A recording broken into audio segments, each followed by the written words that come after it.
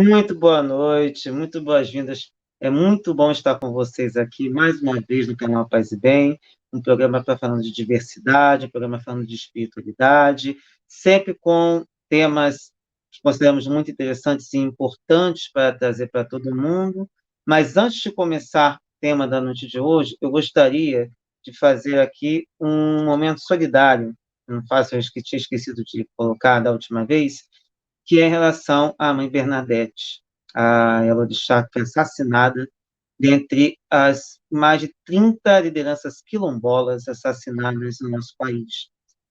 A gente não pode esquecer o quanto a gente vê coisas relativas a racismo religioso, mas não é só o racismo religioso que está envolvido, é o racismo na pele, racismo nu e cru, além de, é claro, o impedimento de que as pessoas, nas suas condições, possam superá-las, se tornando líderes, e também, enfim, toda a situação social de opressão que o sistema capitalista acaba impondo para cada uma das pessoas, que tenta romper essas barreiras.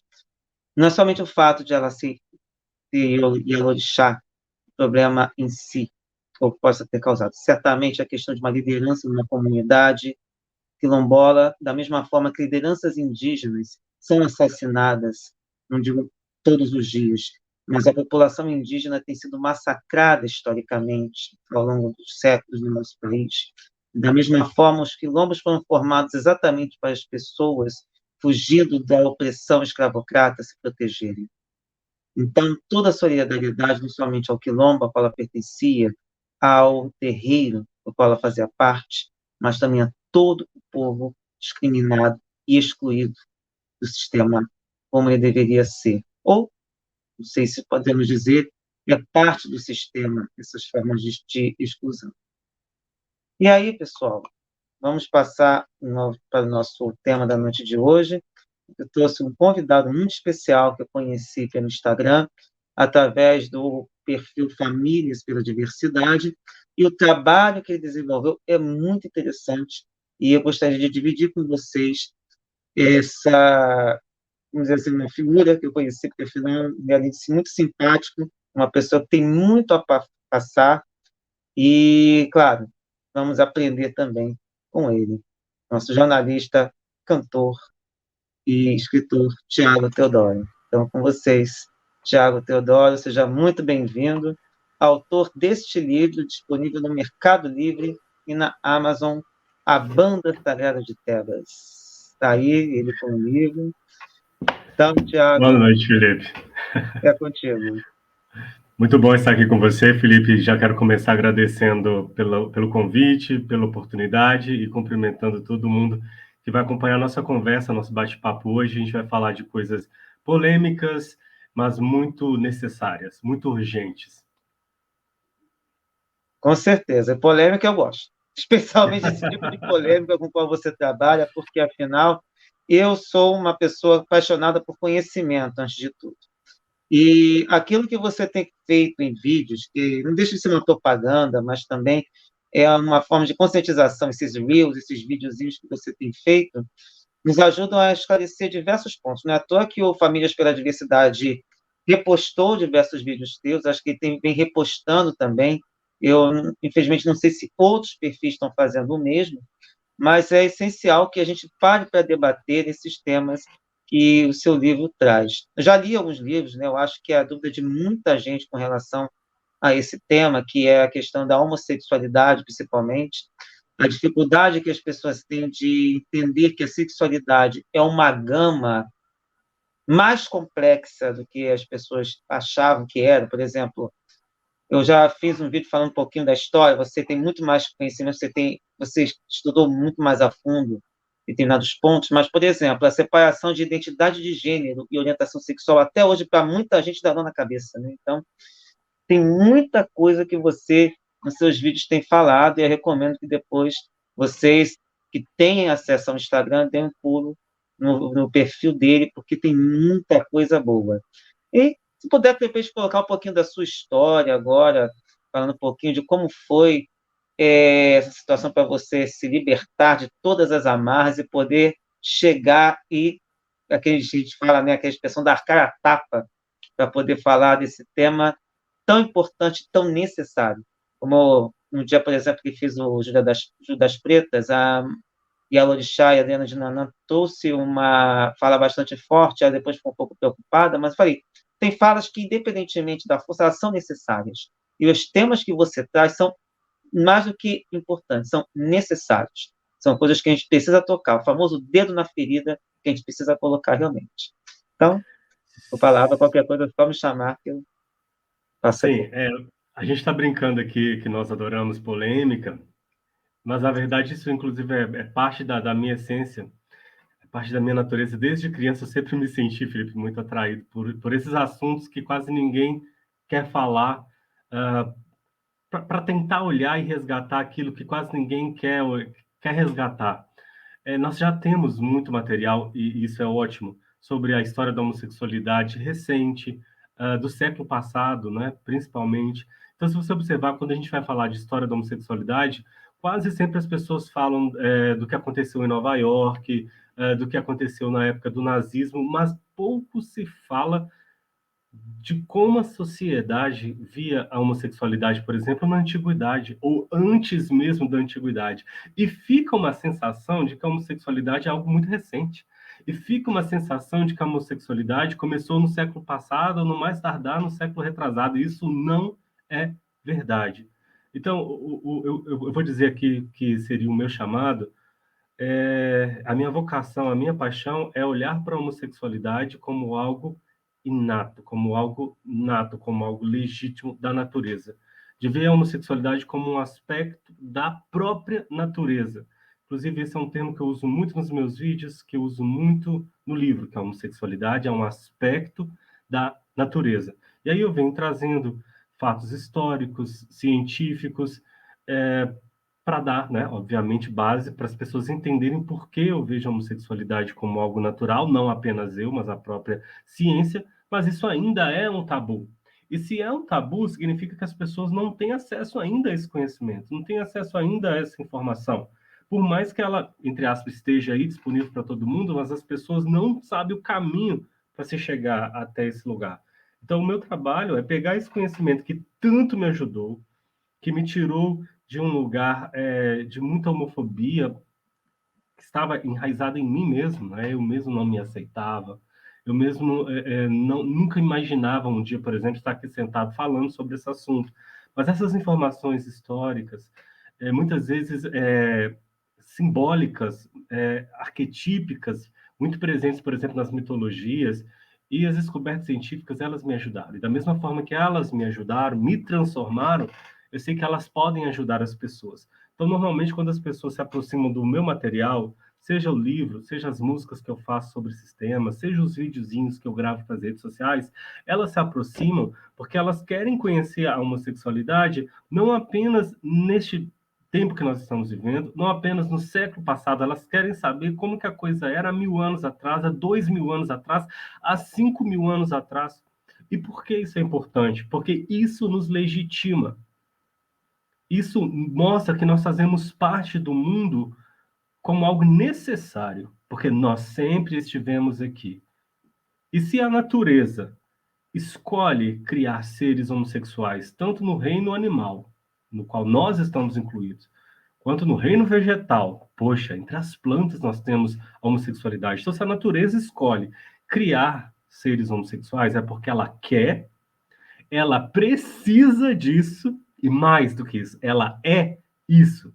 Porque a gente não para pensar que tudo que a natureza faz é manifestação dela própria. Porque é muito fácil falar da natureza pensando no universo como um todo. Mas a gente tem que lembrar que a natureza é aquela planta nascendo, é aquela cadelinha parindo, sou eu existindo. Então, se a natureza escolhe tudo isso, é porque ela é também. Então, eu acho que o meu olhar é esse olhar de trazer referências para as pessoas. Nós, assim como eu, né, eu me incluo muito nisso, eu cresci sem referências. Ninguém, nem na minha casa, nem na escola, nunca me contou as histórias da homossexualidade. Nunca me disse de grandes homens, grandes personalidades e grandes mulheres que ajudaram a construir o mundo que nós vivemos hoje, nunca me contaram que essas pessoas eram gays, eram lésbicas, nunca me contaram. Inclusive, eu só fui descobrir muito recentemente que a minha autora favorita era lésbica. Ninguém nunca me contou isso. E ela viveu numa época tão fechada que ela teve que encontrar um gay, se casar com ele, e ambos se protegiam ali. Se protegeram tão bem que eu, como fã, demorei a descobrir que, na verdade, ela era lésbica. Ninguém me contou que grande parte dos meus heróis eram gays. E grande parte dos filósofos que tanto me inspiraram eram LGBTQIA+. Ninguém nunca me contou isso. Então, esse resgate, ele nos dá referência. Uma criança LGBTQIA+, ela não vai crescer saudável se ela não tiver referências. Os nossos irmãos, nossos primos tiveram referências, mas nós gays não tivemos referências. Colocaram a gente em uma caixinha onde tudo que a gente pensava era que nós éramos alguém muito errado, que devia ser excluído, tipo assim, no mínimo a gente deveria excluir isso de nós, porque era feio, errado, e que isso nem devia existir. Sendo que, na verdade, o próprio mundo em que a gente vive não existiria, não seria como é, se não fossem tantas pessoas homossexuais incríveis e tudo que as outras pessoas homossexuais que não fizeram aparentemente grandes coisas, mas fizeram porque, volto a dizer, tudo que a natureza faz é necessário. Ela precisa, ela quer e ela é. Então, eu acho que, né, você me pediu para falar um pouco sobre mim, acho que isso mostra um pouco da minha paixão, né? Pelas minhas palavras, você pode imaginar que o meu caminho para chegar até aqui foi doloroso. Então, o Tiago Teodoro é aquele cara que, desde criança, sabia que ia se dedicar a pesquisas, a estudos, mas eu não sabia exatamente por quê. Hoje eu sei mais ou menos por quê. Né? A gente está aqui falando de diversidade, ao mesmo tempo é um canal de espiritualidade, né? Cada um aí com suas crenças, mas eu acredito muito que a gente nasce com propósitos e que muita coisa a gente já vem com elas assim meio que acordadas, a gente meio que já sabe o que vai fazer. Então, com 7, 8 anos, eu já sabia que na casa dos 30 eu ia escrever um livro que seria muito especial, principalmente para mim, e que eu teria que estudar muito, me dedicar muito, para quando eu estivesse com 30 anos, eu tivesse bagagem para fazer isso. E foi isso que eu fiz, Felipe. Eu era um menino muito estranho. Porque eu não era um menino que ia brincar na hora do recreio da escola, eu ia para a biblioteca. Eu tenho, cara, pastas ali com materiais guardados desde que eu tinha 8, 9, 10 anos de idade, de astronomia, de história, geopolítica, de coisas que eu ia para a biblioteca na hora dos intervalos, eu lia o que eu achava interessante e que eu sentia que eu ia precisar depois. Eu tirava cópia, né? Na época a gente chamava de Xerox, nem sei como os meninos chamam hoje. Eu tirava essas cópias e guardava, porque eu sabia que eu estava nesse processo de armazenar Hoje eles conhecimento para usar no fotografam. futuro. Fotográfico, Desculpa é te interromper, hoje verdade. eles fotografam, não tem xerox, não tem nada. Simplesmente fotografam e olha lá. Já tem passos ali de Xerox. Então, assim, eu cresci sabendo que eu ia fazer isso. Eu só não imaginava que toda essa minha paixão por estudar e querer um dia escrever um livro me levaria a contemplar e a me deparar e a me confrontar com esse tema que nós chamamos de homossexualidade. Isso eu não imaginava. Eu imaginava que eu falaria sobre povos antigos desaparecidos, porque eu nasci na cidade do povo mais antigo do Brasil e das Américas, um povo que está sendo redescoberto muito recentemente. Então eu pensava que tudo giraria em torno disso. Mas no meio do caminho havia uma pedra. E eu tive que lidar com essa pedra, e hoje eu sei que ela era a minha própria natureza que eu estava tentando esconder, renegar, com medo e por causa do medo.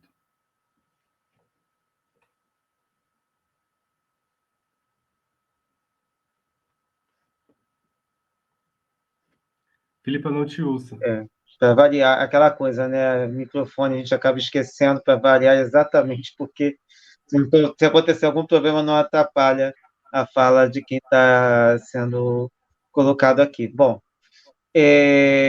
muita coisa que você falou é muito impactante, porque eu acho que, como você mesmo falou nos stories que eu vejo que você coloca nos stories muitos vídeos que você coloca também lá no Instagram. E isso, não, no story, não, no story do Instagram, no seu status também no WhatsApp. E é interessante que acaba sendo a vida de muitas pessoas, né? E muitas pessoas acabam se identificando, isso é natural, especialmente com esse trabalho que você faz. Gente, esqueci de falar também que ele é cantor, tá? Então, depois, vou colocar depois aqui na descrição o link para o clipe dele, para o vídeo dessa música que ele lançou. E eu gostaria que você falasse um pouco sobre esse título. Por que você escolheu esse título em específico, a Banda Sagrada de Tebas?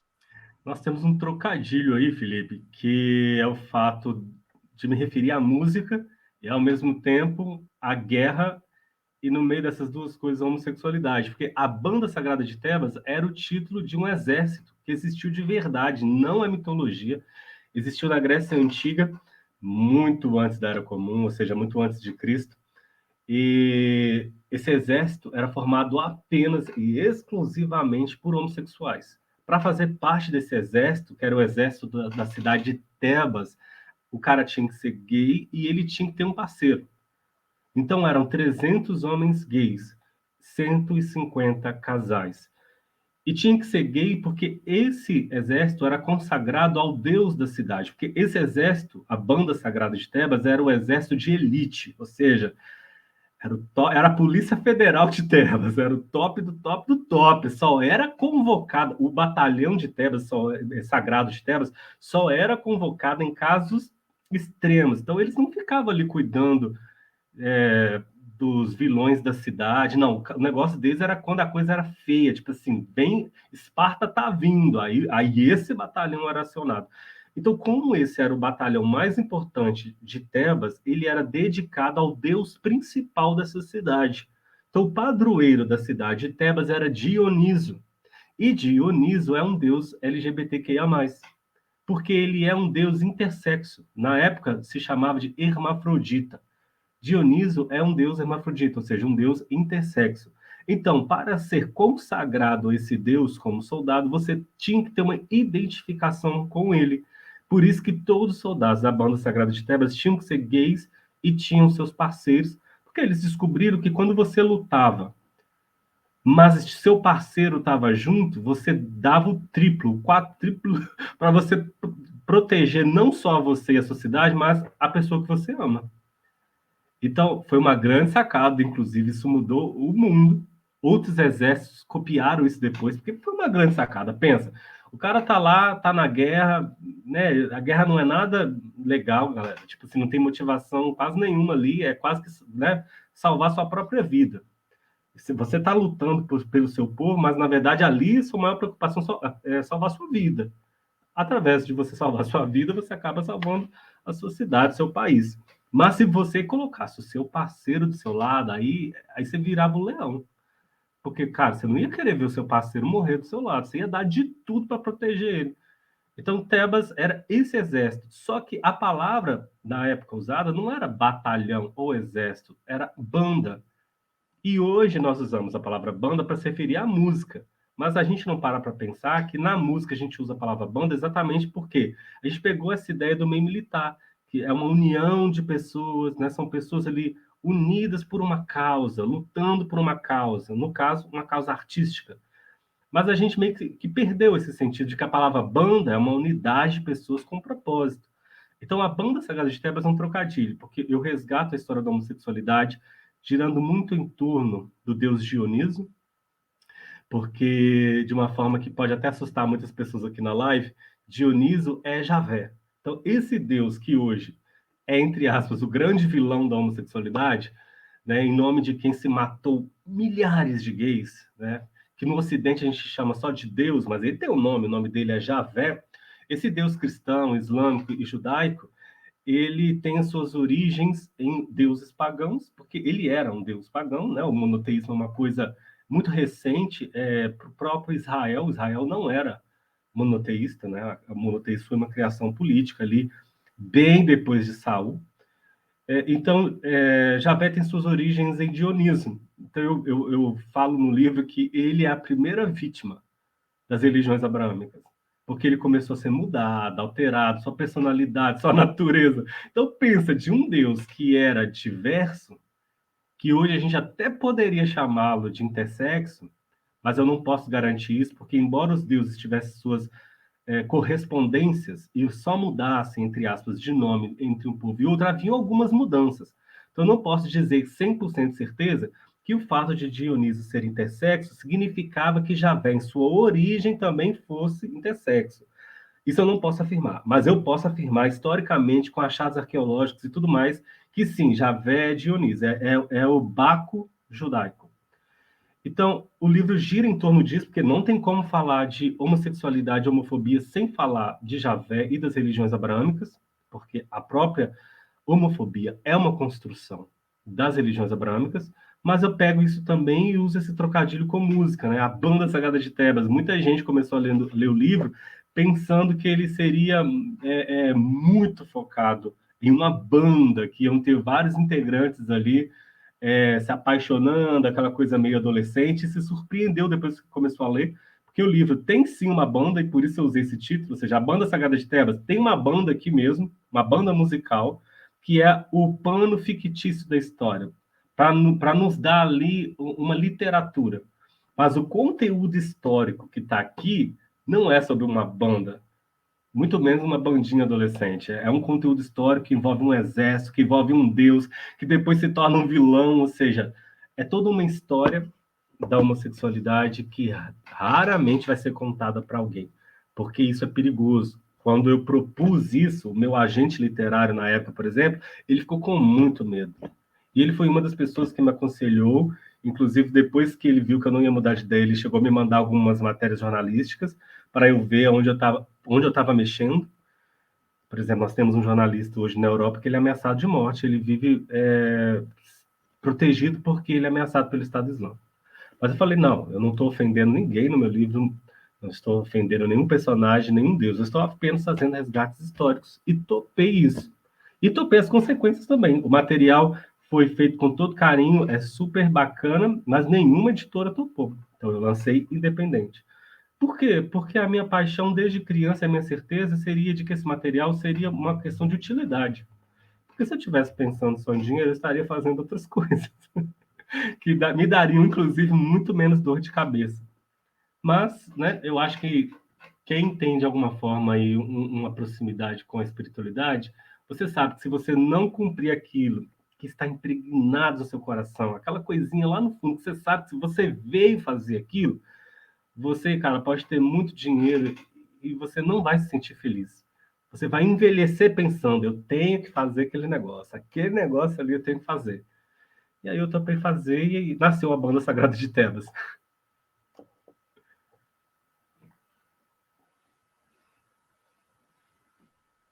Nossa, muito interessante, muito importante. Todas essas informações que você está trazendo até me fez pensar em duas coisas. Eu sou da área de letras e quando entrei na faculdade, aquilo já foi tipo um soco no estômago quando eu descobri que gramática não era aquele dogma, fazendo até uma ponte aí com a parte de doutrinas, espiritualidade. E isso também foi impactante para rever todas as minhas posições. E todos os dias eu tenho que fazer um exercício, já que eu sou professor de português. Quando eu pego redações, eu pego as coisas, eu tenho que entender o que está acontecendo ali, porque não adianta eu ficar lutando contra uma coisa que se chama evolução linguística. Então, tem coisas que dá para você dar uns toques, mas isso é quase que é, não vai ser a coisa que vai resolver. Eu posso tentar conversar com meus alunos, mas o mundo continua, não tem outro jeito. É parte da evolução linguística você ter algumas mudanças, que é claro que assusta os tradicionais, mas a gente vai ter que superar em algum momento esse gramatiquês dentro da minha área falando. Agora, puxando um pouquinho do que você está falando, me fez lembrar ao isolamento que hoje, por exemplo, vivem os pesquisadores do Jesus histórico, que é um tema que eu estava estudando antes de eu sair do espiritismo e ingressar no candomblé, e muito do que você falou bate também com que uma pessoa que eu gosto muito, não estou vendo tanto por conta também do meu tempo muito curto como professor, e lidando também com dois canais que eu tenho no Telegram, o Drops LGBTQIA+, e o Juventude Negra, que eu fico agregando notícias, pesquisando, ver de que forma que eu posso informar as pessoas por ali, mas também tem um canal aqui no YouTube chamado A Tenda do Necromante, em que um exegeta chamado Oswaldo Luiz Ribeiro polemiza muitas das coisas que você fala, trazendo questões históricas com a abordagem dele. Ele não é um historiador, mas ele procura fazer uma adaptação de uma maneira crítica e colocando exatamente esses pontos que você vem colocando, trazendo esse resgate histórico, trazendo essa contextualização e mostrando também a questão política. Isso que você falou dessa mudança, do sair de um panteão de deuses judaicos para apenas um, e que, a bem da verdade, não foi totalmente. Foi uma. Podemos, não sei se podemos dizer que foi uma forma atabalhoada que foi feita, porque você deixa algumas coisas escaparem, né? Tipo eu, que era um deus, e Javé, que era outro, que na verdade nem pertencia ao panteão judaico, de repente entrou no panteão judaico, foi essa situação, quase que um golpe de Estado, né, se a gente puder fazer essa comparação. E é impressionante que hoje ele acaba sendo uma espécie de, se pudermos fazer, meio que virou a chave, né? Ele passou a ser essa figura extremamente opressora, especialmente se a gente olha para a visão do Velho Testamento. A gente vê o cristianismo que, pelo menos do ponto de vista que eu aprendi, não é essa questão tão opressora, mas a gente tem movimentos que se auto-intitulam cristãos, que são extremamente opressores. Inclusive, essa semana eu vi uma coisa assustadora, que estão chamando na Europa, acho que de ultracatólicos, que seriam esses católicos de extrema-direita que estão até invadindo missa e atrapalhando missas, eventos em que você tenha uma visão mais progressista, né? Então, a gente vê ainda um movimento reacionário muito forte acontecendo. E eu creio que essa movimentação toda, que a gente pode começar lá, mais ou menos nos anos 2000, quando eles começaram a se organizar e culminou, por exemplo, aqui no Brasil, no bolsonarismo, no Trump lá nos Estados Unidos, em que você olha uma política de extrema-direita com a religião passando essa moral.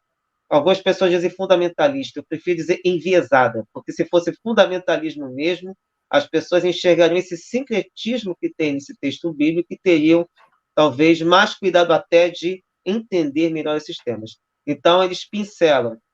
Você escolhe falar mal da homossexualidade, mas deixa de lado a questão, por exemplo, do pastor que não deveria ejacular antes de ministrar qualquer comunhão. Uma coisa, inclusive, quem fala muito é Oswaldo Luiz Ribeiro. Tem lá um trecho que fala da menstruação da mulher e se esquece, né? Deixa de lado o ejacular.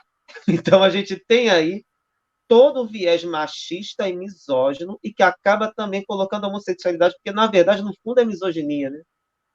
De um certo ponto, você Sim. tem misoginia ali incluída.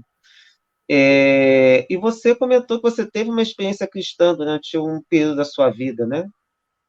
Você pode É uma contar um pouquinho? experiência, foi uma experiência longa, foi a maior parte da minha vida, né? Foi a maior parte da minha vida cristão, filho de pastor, poderia ser pastor hoje se eu quisesse também, mas de toda forma eu fui um líder e cheguei inclusive a ser parte do departamento de música de uma das maiores igrejas do Brasil, de onde hoje saem muitos líderes homofóbicos. Então eu trabalhei junto com o André Valadão, eu trabalhei junto com a Ana Paula Valadão, eu venho desse meio, cara. Então você imagina o quanto que a informação, o acesso ao conhecimento mudou a minha vida? Foi uma mudança, assim, eu brinco que não foi nem um giro de 360 graus, a minha vida capotou, assim, por causa desse processo, sabe, de querer estudar, de querer ler, sair fora da minha caixinha, mas não ler apenas opinião, eu queria textos antigos, eu queria relatos históricos de pessoas que viveram na época tal, eu queria achados arqueológicos, eu queria o testemunho de pessoas que viveram naquelas épocas. Eu acho que esse é um dos motivos que grande parte do meu trabalho é mostrar o que era a homossexualidade na antiguidade antes dela.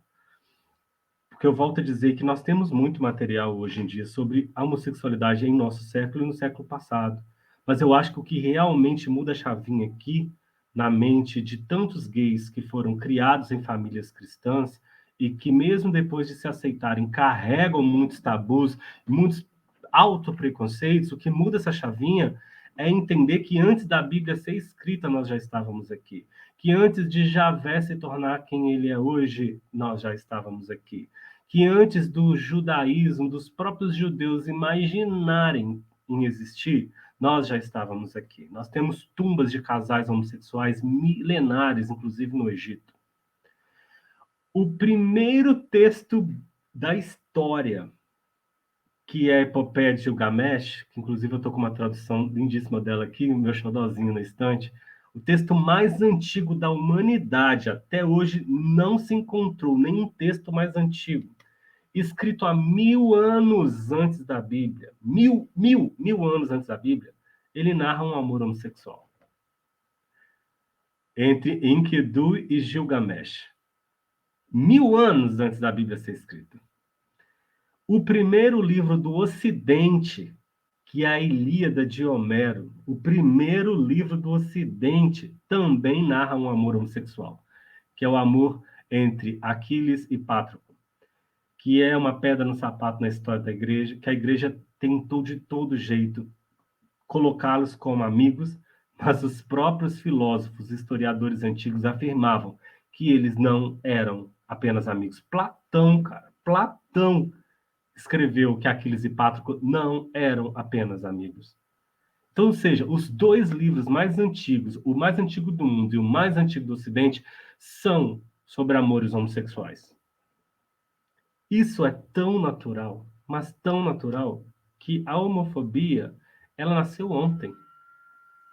Porque considerando que o estranhamento ao aspecto homossexual começou com o patriarcado e foi subindo de grau no judaísmo e se tornou institucionalizado no cristianismo, eu daria ao o que nós chamamos hoje de homofobia, no máximo 4.000 anos. 4.000 anos, Felipe, é nada para a história. 4.000 anos na linha do tempo do ser humano é nada. A homofobia nasceu ontem, e do mesmo jeito que ela começou, ela vai acabar. Por quê? Porque tem pessoas como eu, pessoas como você, que estamos aqui dando a cara a tapa, como você disse, e alguns derramando sangue e muita lágrima, mas isso vai mudar. Porque tudo na vida, no universo, na natureza, é um ciclo de começo, auge e fim. E não vai ser diferente, por exemplo, com as religiões. O cristianismo teve seu começo, teve o seu auge na Idade Média e está em seu declínio. Até até a astronomia nos mostra isso. A gente vê que os antigos sempre se referiam que essa era que foi iniciada com o cristianismo, que nós chamamos de Era de Peixes, quando ela estivesse transicionando para a próxima era, que seria a Era de Aquário, e aí eu nem estou falando de astrologia, estou falando de astronomia, haveria uma grande mudança até no comportamento humano. Muitas pessoas não sabem, mas assim como o planeta Terra gira, o Sol também está em movimento e ele também gira em torno de uma estrela que é a Alcione. Então, a gente vai girando, mas também girando junto com o Sol. Nisso, a gente vai transicionando em partes diferentes do universo. E eles sabiam, os antigos já sabiam, que quando a gente estiver saindo dessa era que foi iniciada com Cristo, não coincidentemente, e não é à toa que um dos símbolos mais fortes do cristianismo era o peixe, e que a mensagem do Cristo foi totalmente girada em torno das energias de peixe e muito deturpada, obviamente, pela instituição chamada Igreja e Cristianismo.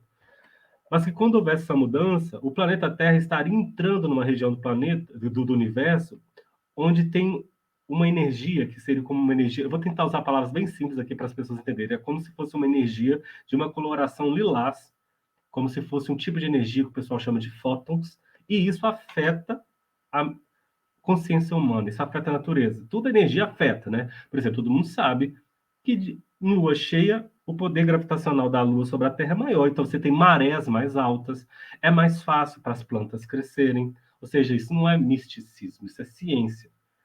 E essa transição agora em que a Terra está entrando nessa região de uma energia diferente, de fótons, essa energia lilás, ela coincide exatamente com a chegada da Era de Aquário, que sempre foi dito que seria uma era de intelectualidade, de ciência, de criatividade, é uma era humana. Então, toda a mensagem que a Era de Peixes tinha para nos trazer, para elevar o nível humano da Terra, acabou, cara. Tipo assim, a gente já aprendeu o que tinha que aprender, ficou só agora, tipo assim, o resto já está na hora de uma nova lição, de um novo momento, porque a Terra sempre transiciona para novas eras entre 2000 e tantos anos. Eu esqueci quantos anos são cada era astronômica, mas são 2000 e alguma coisa. E nessa era, dessa energia lilás, dessa coisa de que a intelectualidade e a ciência é que seria o centro, não mais a religião, não mais a religião como instituição, né, como foi na Era de Peixes, isso tudo coincide com o fato de que Aquário, essa era, é um deus homossexual. E isso é muito central no meu livro A Banda Sagrada de Tebas, porque Aquário nada mais é do que Ganimedes. Quem é o Aquário? Quem que essa constelação, esse signo de Aquário, ele é quem? É um rapaz aguadeiro. É que em português a gente usou essa palavra que nem é em português, né, aquário, mas em português essa tradução seria aguadeiro. Esse ser mitológico, o aguadeiro, é Ganimedes. Ele é o arquétipo da homossexualidade. Então a era de Aquário é a era da energia homossexual. Então a homossexualidade, ela está, tipo assim, fervilhando no sentido de assumindo seu lugar, retomando seus papéis, lutando contra o preconceito, não é coincidência. Esse momento em que nós estamos vivendo, quem vai apaziguar, quem vai transicionar o planeta, muitos deles serão homossexuais. Serão grandes artistas homossexuais, grandes políticos homossexuais, grandes intelectuais homossexuais. Por quê? Porque somente homossexuais teriam coragem de romper com a religião. Somente homossexuais, porque nós já fomos excluídos há 2000 anos, eles já haviam nos excluído. Somente um cara como eu teria coragem de virar e dizer Javé Dionísio, Javé foi deturpado. Somente eu poderia ter coragem disso. Somente pessoas como nós teriam coragem de olhar para o cristianismo e dizer eu não preciso de você. E isso soa muito forte, porque é forte. Porque é urgente agora. Isso não quer dizer que o cristianismo não é útil e não é bom. Isso quer dizer que ele não é o poder que governa o mundo. Isso quer dizer que existem outras crenças, que existem outras formas de espiritualidade, que se não me aceitam aqui, é porque eu não caibo ali. É porque eu sou grande demais para caber nessa caixinha. Eu posso exercer minha espiritualidade de outras formas em outros lugares, mas uma coisa é fato. Quem governa o mundo não é o Vaticano. Quem governa o mundo não é a Bíblia. O universo não cabe em um livro. Mas somente nós, que já nem tínhamos ligações com essa energia, que já... Nós somos queimados, Felipe, na era de peixes todinha. Você tem noção que a homossexualidade ela foi torturada durante toda a era de peixes? De que nós somos decapitados, torturados, mortos, presos, queimados. Nós já estávamos excluídos da era de peixe desde que ela começou. E nem coloco a culpa nos discursos de Cristo, se é que ele de fato existiu. Vou considerar que ele existiu, porque eu, particularmente, o Tiago Teodoro, como, não vou nem dizer como pesquisador, mas como pessoa, eu acredito que o homem Jesus existiu, não vivendo todas as coisas que estão ali no Novo Testamento. Eu acho que qualquer estudioso sabe que grande parte do enredo de Cristo é a história de outros deuses que a igreja foi trazendo para os textos a partir ali dos concílios, principalmente o concílio de Nicéia, que queimou mais de 70% dos outros livros que teoricamente poderiam estar na Bíblia e eles não aceitaram por motivos políticos. Mas, tirando isso, deixando isso de lado, acreditando que o Cristo existiu, eu acredito que Jesus existiu, sendo um homem, uma pessoa com uma mensagem incrível, que inclusive levou ele para a morte, e que os que se dizem seguidores dele hoje não são seguidores dele jamais, até porque o próprio Deus que ele segue não seria historicamente o Deus do Cristo. Os próprios cristãos da época diziam que era essa divindade que os cristãos tradicionais chamavam de Javé, ela tinha outro nome, é um antigo deus que tem um corpo de serpente, uma cabeça de leão. Se eu não me engano, o nome é o Dabaote. Eu teria que confirmar o nome. Enfim, mas eu nem vou entrar nessa seara. Mas considerando isso, ele próprio, por exemplo, em Mateus 19, falou da nossa existência, quando ele fala dos eunucos de nascença. Os eunucos de nascença era um termo muito usado na época e que não aparece só na Bíblia. Aparece em outros textos da época, que são textos que nem são de religião. Textos relacionados à política, à contagem, a textos históricos, que usam esse termo eunucos de nascença. E em Mateus 19, o próprio Jesus teria dito que existem 3 tipos de eunucos. E o terceiro é o que ele chamou eunucos de nascença, que são pessoas, homens no caso, que nascem sem desejo pela mulher. Pessoas que não sentem atração nenhuma por mulher, ou seja, os homossexuais. E, inclusive, esse termo também era usado para as mulheres. Quando um rabino, por exemplo, inclusive tem texto de rabino, cara, da época, se referindo aos eunucos de nascença. Quando ele se referia a um eunuco de nascença se dirigindo a uma mulher, ele queria dizer que ela não sentia atração por homem, ou seja, o que hoje nós chamamos de lésbica.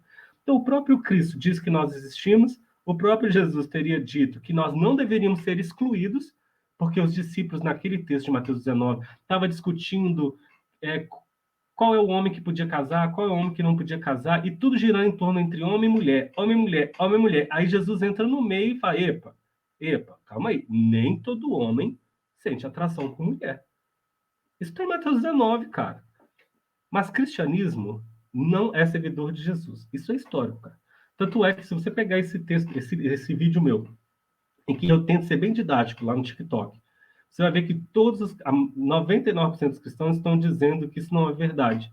Mesmo estando na Bíblia deles. Mesmo estando na Bíblia deles.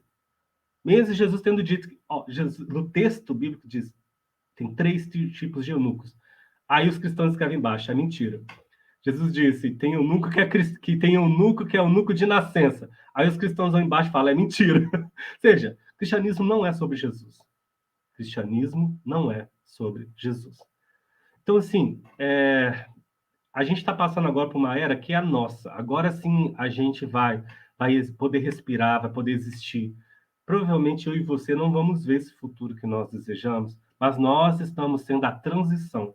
Nós estamos construindo essa ponte para que, independente de se o cristianismo vai ser mais fraco ou vai mudar de mentalidade no futuro, independente disso, uma coisa eu tenho certeza, que os homossexuais terão mais direitos, serão mais respeitados, independente de religião, porque na próxima era, religião não vai ser o centro das coisas, independente de qual for o nome dela. A gente pode ver até na própria espiritualidade, o quanto a espiritualidade tem se aproximado da ciência. Então, hoje é muito comum, por exemplo, quando a gente vai estudar espiritualidade, falar de física quântica, falar de energia, porque essa é a mentalidade da próxima era, é ciência, é energia, até mesmo na espiritualidade. A Banda Sagrada de Tebas é muito isso. Muitos leitores meus começaram a ler o livro pensando que seria uma historinha e se surpreenderam. Me disseram que foi uma surpresa boa, mas esse é um material intelectual, é um material filosófico, porque essa é a energia do que vem por aí. Não é à toa que até a cor é lilás.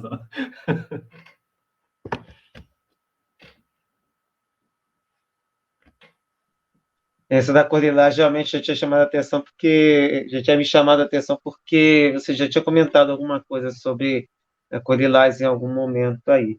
Agora, você tocou num ponto do eunuco, me fez lembrar que foi isso, talvez a coisa que fez assim na minha cabeça, porque quando eu. Olha, uma confissão aí, para quem não conhece, meu pai e minha mãe assistem também o programa no geral, e outras pessoas também. Mais uma vez, por incrível que pareça, foi num artigo numa G Magazine, logo a G Magazine, tão polêmica e tudo mais, eu li um artigo da Claudia Wonder, falecida já, uma pessoa que quase no final da vida assumiu que era uma pessoa intersexo, e eu acho que parece que ela só veio descobrir realmente muito tempo depois, porque, a bem da verdade, ela não sabia, não tinha consciência disso, porque ela tinha sofrido uma intervenção cirúrgica, acho que na infância, e só no final da vida que ela foi descobrir que ela tinha Uau! nascido intersexo.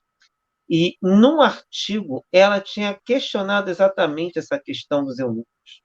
Engraçado que ela não cita o que você falou, mas o versículo não cita nada disso, mas ela faz esse questionamento. Se existem eunucos, para quê? Se não vão procriar? Né? Porque já, eles falam tanto com essa questão da procriação que eu fico assim, cara, até parece. que a vida é sofre.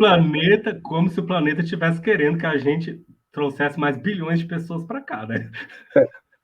Mesmo com a gente, já chegamos a 8 bilhões. Você imagina se fosse tipo Gremlin, chegou aqui, impostou o Lula, né? Ia ser uma coisa, já teríamos aí chegado aos 170 bilhões, sei lá, alguma coisa assim. Mas uma outra coisa que me chamou a atenção foi que a atitude que as pessoas tomam quando você joga a questão, está nesse versículo, a pessoa diz que é mentira, me fez lembrar de um outro historiador espírita extremamente polêmico, porque ele toca nas feridas, inclusive dentro do espiritismo, que é o Lair Amaro. Não sei se você conhece, ele vive polemizando também no perfil dele no Instagram, e ele é aquela pessoa que compra a briga e parte para a briga de uma maneira até, digamos assim, o espiritismo tem aquela questão da caridade, não é nada caridoso, ele vai para cima mesmo para aquilo que ele acredita, que ele pesquisa. E ele já, em algumas situações que eu assisti dele, ainda antes, quando ele ainda fazia algumas palestras, onde ele era teito, ele não, ninguém me chama para fazer palestra de espiritismo mais, ele virava e falava, está na sua Bíblia, me diga aí que eu vou te mostrar, me mostra a Bíblia aí que eu vou te apontar onde está. As pessoas se recusavam. Sim. Então é aquele negócio, é um medo de descobrir algo que está na sua cara, né? Porque afinal, basta você ler. Abra a sua Exatamente. Bíblia, vá Exatamente. direto ao ponto e você vai ter acesso ao que a gente está falando. Você pode, aí eu até falo, você pode até discordar. Eu gosto muito também uma coisa que o André Chevitarese, que é um historiador também, não sei se você conhece também, ele teve uma época mais em evidência no YouTube e no Instagram, e hoje ele está um pouco mais discreto por conta dessa perseguição que ele tem sofrido. Assim como Gênia Cavalcante também, que é uma outra historiadora que pega também fundo nessas questões, ela é especialista em Paulo, então ela tem também um trabalho muito interessante nesse sentido, e ele procura sempre ter o seguinte cuidado: vamos separar o que é teológico do que é histórico. E aí é que entra, talvez, a dificuldade, que mesmo assim tem pessoas que não conseguem fazer essa, talvez de uma desconexão, mas entender que o estudo histórico, a princípio, você pode continuar com a sua fé, mas você tem que, acho que a dificuldade talvez que as pessoas encontram é entender que a fé é uma escolha, a fé é uma posição que a gente se coloca ou aceita, mas que não necessariamente você vai encontrar base histórica ali para justificar, como você está trazendo aí diversos dados aí em termos das suas análises e também o que a gente encontra até em outras doutrinas. Eu comentei aqui uma vez sobre a questão da arco-íris, que o pessoal faz muita conexão com o Xumaré do Candomblé, que em algumas correntes, em algumas nações, ele é tratado como orixá, que seria um intermediário em relação ao Deus único, Olodumare, Olorum, que são os nomes que dá para o Criador do universo, que aí teria criado. Tem umas histórias que são os Itãs, que no Candomblé eles são tratados realmente como mitos, como lendas, e não como uma coisa de extrema realidade, ou seja, ninguém.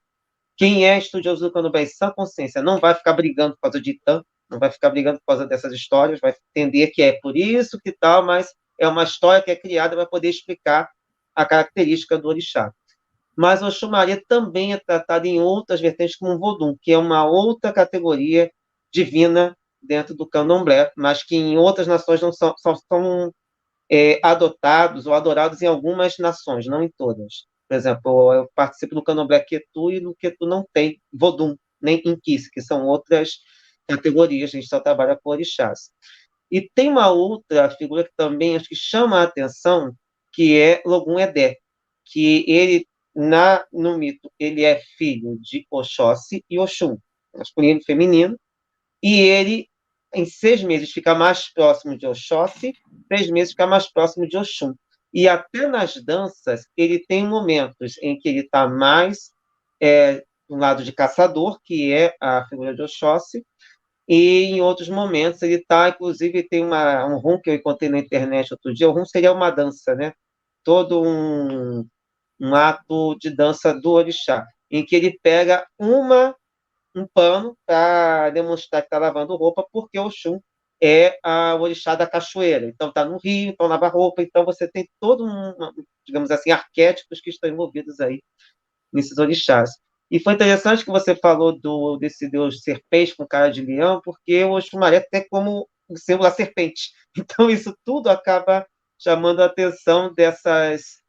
É, seriam umas conexões que talvez, se um dia alguém conseguisse ir lá, de repente, para antes dos sumérios, conseguiria entender por que você tem essas conexões entre todas essas culturas. Eu me espantei outro dia assistindo. Há muito tempo eu assisti uma série, não sei se você já acompanhou séries asiáticas, e isso me chamou a atenção exatamente para entender a questão da cultura. E todo mundo sabe que no candomblé e também na Umbanda você tem um oferecimento de comidas para os orixás ou para as entidades. Eu fiz aqui 2 programas sobre Exu, um Exu Orixá, o outro Exu Entidade. E qual não foi minha surpresa quando eu assisti a um seriado chamado Hiska Mitsumi, que está vindo para mim, em que você tem um festival na China, que praticamente tem toda a Ásia, que é você levar comida para os mortos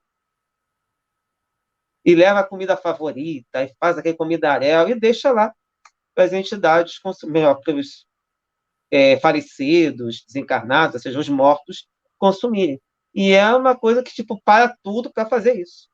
E vão lá e choram, conversam. É uma coisa que eu achei muito interessante. Aí eu pensei, gente, o que tem a África a ver com isso? Quer dizer, de repente, em algum momento, a gente vai conseguir fechar essa chave de abóbada aí para poder entender como é que essas coisas que a gente chama de coincidências, às vezes podem não ser tão coincidências. Você falou dessa questão do Yahvé aí com relação a Dionísio. Nossa, isso foi uma coisa que realmente me chamou a atenção, de coisas que de repente são lá escondidas, não são colocadas. Por exemplo, uma outra coisa, pegando um pouco dos historiadores, é os manuscritos do Mar Morto, que continuam mortos para a visão cristã, tem informações importantíssimas ali, mas que há 50 anos estão aí disponíveis e praticamente não afetaram em nada a teologia. Quando, na verdade, nem Flávio Josefo, né?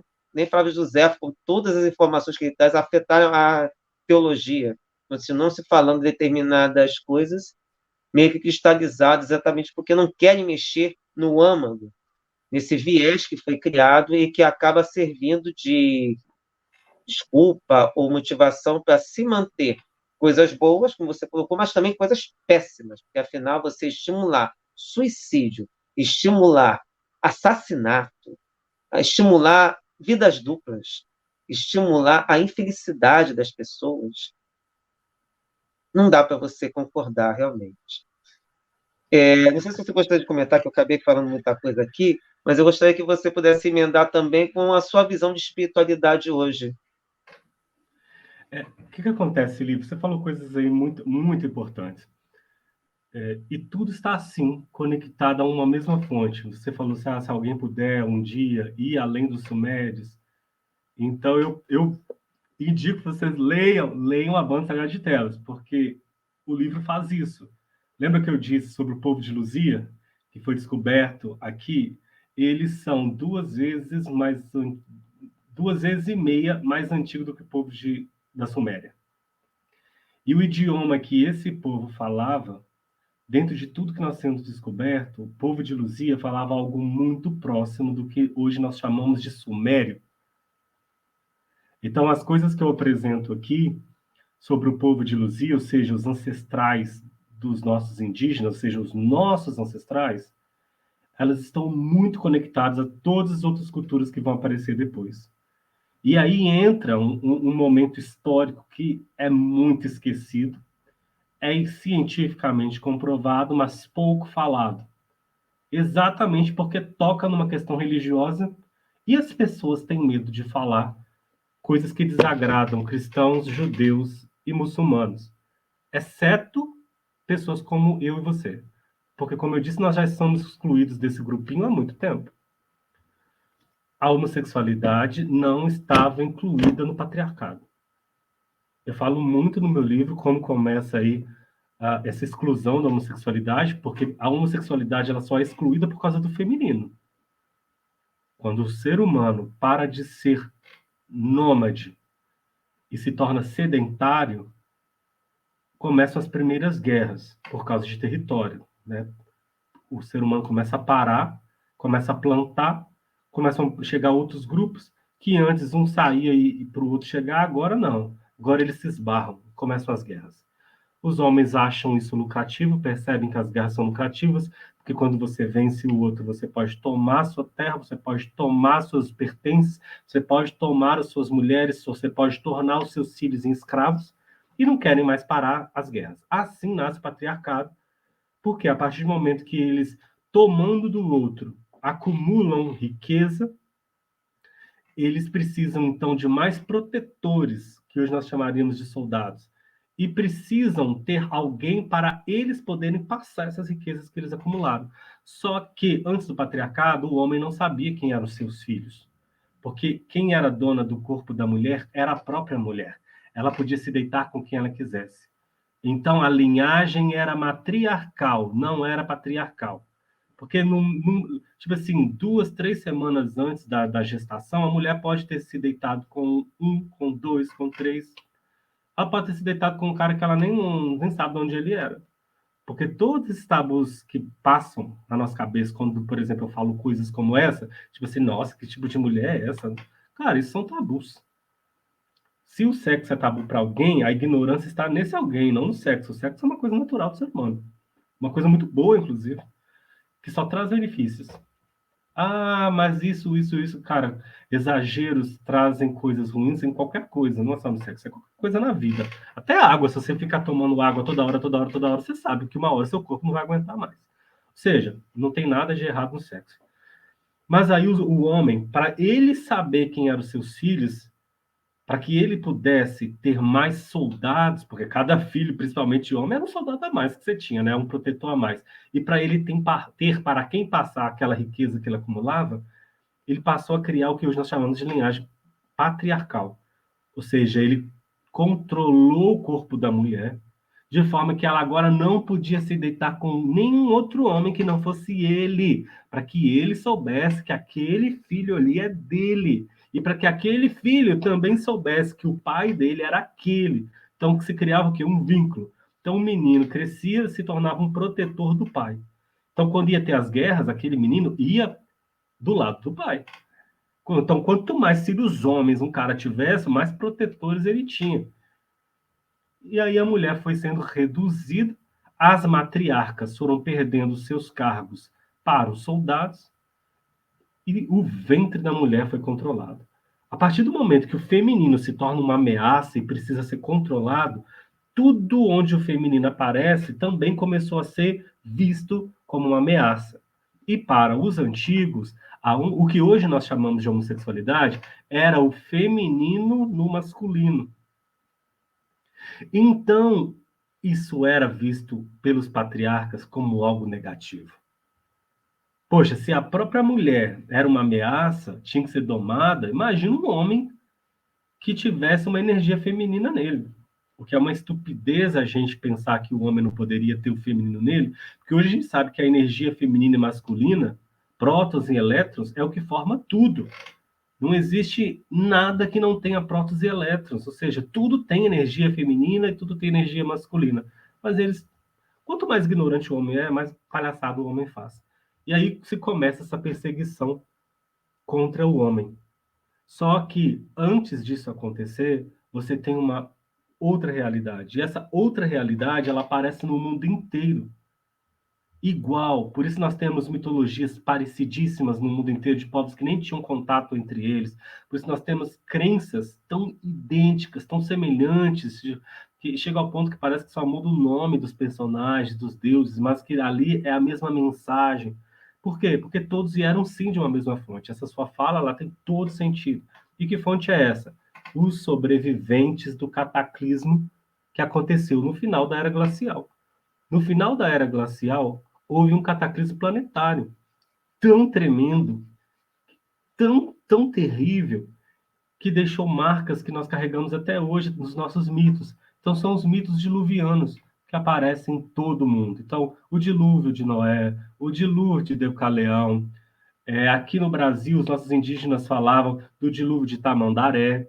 o mundo inteiro fala de um cataclismo que destruiu a vida quase toda desse planeta no mesmo período. E hoje a ciência já afirma, já sabe, com todas as provas de NAZ, que as placas tectônicas se moveram, que foi uma catástrofe, sobreviveu pouca gente.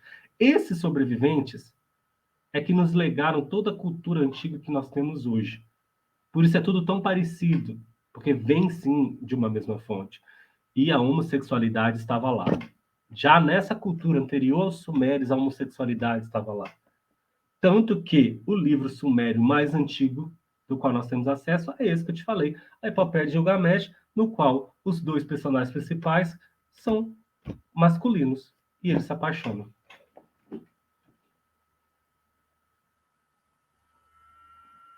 Eu acho que eu também aí já respondi um pouco da sua pergunta da espiritualidade, né? Você pode ver que quando eu Sim, estou falando da história da homossexualidade, eu falo muito de deuses, eu falo muito de crenças, porque não tem como você não estudar a cultura de um povo quando você vai falar de um povo. E não tem como você falar da cultura desse povo, investigar, explorar a cultura de um povo, se você não olhar para a crença desse povo, para os deuses desse povo. Inclusive, foi aí que eu tive que encarar a homossexualidade, estudar sobre ela, porque os deuses eram muito LGBTQIA+. Tipo assim, mais da metade dos deuses que eu vim estudando eram LGBTQIA+. Pensa. é verdade. É, não sei se você percebeu, a gente já tem mais ou menos 1 hora de programa, na verdade, a gente passou de 1 hora, Uau! e se deixasse, a gente poderia ficar até mais tarde, né? Depois de 2, 3 horas, só que a gente sabe que o corpo não aguenta e às vezes é complicado. Agora, não sei se você gostaria de colocar mais alguma coisa, mas eu ia pedir para você aproveitar e, assim, para a gente também não se estender muito, colocasse uma mensagem final para todo mundo e, de repente, a gente marca uma outra oportunidade para a gente falar mais algumas coisas que você, de repente, achar que é interessante, porque, afinal, o espaço está aberto, aqui é um canal de espiritualidade plural, é, aqui embaixo fica passando a programação, para quem quiser participar, e também aproveito para falar que um canal que também está aberto para colaborações financeiras, porque afinal a gente vive de doações, e isso ajuda não somente a manter o canal, mas também expandir a programação, como dentro das possibilidades a gente também faz. E fica sempre aqui o espaço aberto para a gente trazer outros temas e sugestões. Você ou outras pessoas também que estiverem assistindo podem deixar também aqui. Infelizmente, o programa é gravado por conta também de particularidades minhas e dele, que afinal esse horário é um pouco praticável, mas quem quiser deixar algum comentário lá aí no nosso chat também pode colocar que a gente depois responde. Tiago também fica à vontade também para depois dar uma olhada nos comentários, de repente deixar algumas dúvidas, e vão ficar aqui a, na descrição o link para o Instagram, o TikTok, que não, eu acho que não cheguei a te ver no TikTok, vou ver se eu te sigo lá também. E a Sim. divisa aqui também, que eu acabei de adquirir esse livro do Kindle também, para eu poder ler aqui. Infelizmente, eu estava meio sem tempo, por isso que eu vi meio cru. Eu gosto de ler as coisas para poder falar antes, só que infelizmente eu não tive a oportunidade de ler antes, estava vendo só os seus vídeos, e eu achei importantíssimo esse trabalho que você está fazendo. Uma última coisa que eu queria que você comentasse também, se você pudesse colocar aí também, sobre a música que você criou, né? A banda Sagrada de Tebas, também vai, o link está aí na descrição para vocês. E conheçam todo o trabalho dele para vocês entenderem tudo que ele vem fazendo e trazendo de novidade para todo mundo. Vai É, contigo. eu sou um bardo. O bardo é aquele personagem que, desde a antiguidade, ele juntava música, textos, não textos como a gente conhece hoje, escritos, né, mas decorados, para poder contar histórias. Então, da mesma forma que eu venho aqui no livro contar a história da homossexualidade, eu também conto a história da homossexualidade através da música. Então, eu lancei recentemente a música A Banda Sagrada de Tebas, que aparece nesse livro. Lancei uma música chamada Antino, que é um antigo deus gay romano. E essas músicas, elas fazem parte da trilha sonora do livro, elas aparecem no livro, inclusive tem QR Code, tem link lá para a galera poder ouvir as músicas enquanto está lendo, nas horas que elas aparecem. E eu acho que isso traz a mensagem de uma forma mais profunda, porque a música ela tem esse poder de amolecer o coração e de entrar onde as palavras secas não conseguem entrar. Mas eu gostaria de terminar dizendo que nada do que eu disse aqui é uma verdade absoluta, porque o fazer científico ele é contínuo, ele nunca acaba. A ciência, ela trabalha com teorias, porque ela sabe que sempre vai ter algo a mais, sempre vai ter algo novo para acrescentar. Então, o meu trabalho, a minha contribuição é trazer as minhas descobertas, os meus resgates e apresentá-los, mas totalmente cientes de que chegarão novas pessoas, de que terão pessoas depois de mim, que pegarão as minhas descobertas e acrescentarão mais coisas nelas. Completarão, descobrirão mais coisas, tanto sobre o povo de Luzia, que só está começando a ser descoberto, mas que tem muita coisa ainda para se descobrir, tanto sobre a história da homossexualidade, e da mesma forma que eu também bebi de pessoas que vieram antes de mim. Então, tudo o que eu disse aqui é uma semente para que as pessoas que nos ouviram possam pesquisar também, possam estudar também. E, por que não, descobrirem coisas que eu ainda não descobri e compartilhar essas coisas comigo e com todo mundo. Que eu acho que a nossa função é essa, é compartilhar, compartilhar, e cada um da sua maneira vai ajudando nesse processo de iluminação, de autoconhecimento, de amor próprio, de construção de uma sociedade melhor, né, Felipe? Como diria um antigo comercial de cerveja, é para isso que estamos aqui.